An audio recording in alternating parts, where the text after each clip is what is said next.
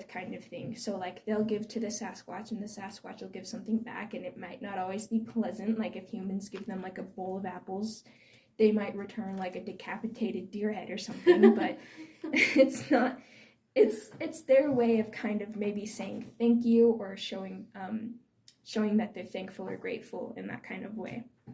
And with the Park Service, um, like I said, they keep tabs, so they might have and this is speculation, but they might have advanced software in these tags and these chips that are able to detect all kinds of like things, like any chemical change in the Sasquatch at all, such as like when a female Sasquatch might like be expecting like a new arrival of some sorts, or when a Sasquatch dies. And that might be one of the explanations why no one has ever found like a Sasquatch carcass. Like no one's ever just stumbled across one before in the wild, because the Park Service, they know exactly when that passes away, when dies.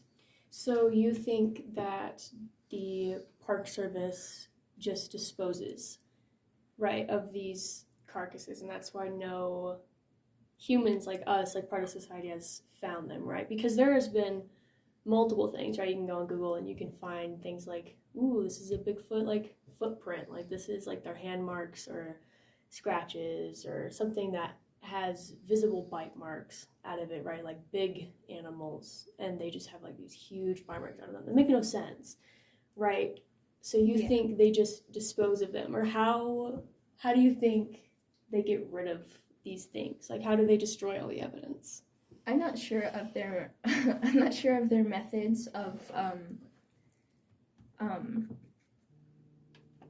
throwing them away. I'm not positive of that, but I don't think it's in the way that they just like toss them in the garbage can out back, because that would be an attraction itself. Maybe like perhaps they have some kind of labs, not directly in the park rangers, not some like underground bases, or maybe that is the case, who knows.